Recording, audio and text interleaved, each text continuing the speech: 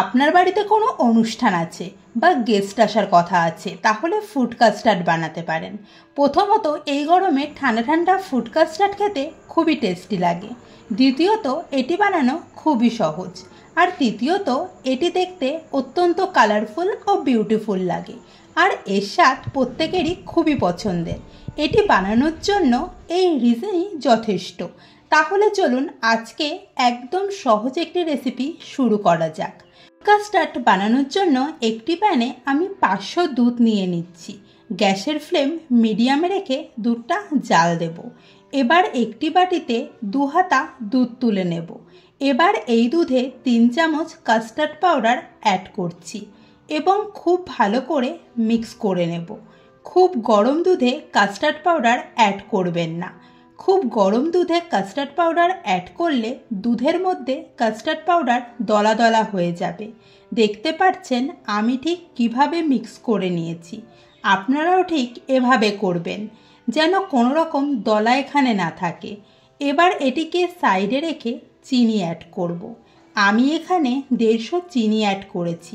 আপনারা কম বেশি যে যেরকম খেতে চাইবেন সেই অনুযায়ী চিনি এখানে অ্যাড করবেন।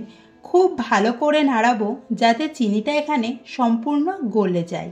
চিনি পুরোপুরি গলে গেলে দুধের সাথে যে কাস্টার্ড মিক্স করে রেখেছিলাম সেটি এখানে দিয়ে খুব ভালো করে মিক্স করে নিচ্ছি যাতে কোনো রকম দলা না হয়ে যায়। এবার খুব ভালো করে কুক করে নেব 5 থেকে 6 মিনিট ধরে। দেখতে পাচ্ছেন এটি আস্তে আস্তে গাঢ় হয়ে আসছে। যখন এটি গাঢ় হয়ে আসবে তখন গ্যাসের ফ্লেম লো করে গোলমরিচ গুঁড়ো অ্যাড করব। খুব ভালো করে মিক্স করে নেব। মিক্স করা হয়ে গেলে গ্যাস অফ করে দেব এবং এটিকে সম্পূর্ণ ঠান্ডা করে নেব। ঠান্ডা হয়ে যাওয়ার পর আপনারা এখানে ফ্রুটস ও ড্রাই ফ্রুটস অ্যাড করবেন। আমি এখানে কলা, কমলা লেবু, আপেল, আঙুর ও বেদানা অ্যাড করেছি। আপনি আপনার পছন্দ মতো ফ্রুটস অ্যাড করতে পারেন। এবার ফ্রুটস খুব ভালো করে মিক্স করে নেব। আপনি ফুড কাস্টার্ড বানিয়ে ফ্রিজে রেখেও 2-3 দিন ধরে খেতে পারেন। তবে আমার মনে হয় এভাবে ফুড কাস্টার্ড বানালে ফ্রিজে রাখার সুযোগই পাবেন না, একদিনে শেষ করে দেবে। তাহলে দেখতেই পারলেন এটি বানানো ঠিক কতটা সহজ। আপনারাও একদিন বাড়িতে এভাবে বানিয়ে ট্রাই করবেন। এই রকম আরও রেসিপির জন্য অবশ্যই চ্যানেলটিকে সাবস্ক্রাইব করে দেবেন।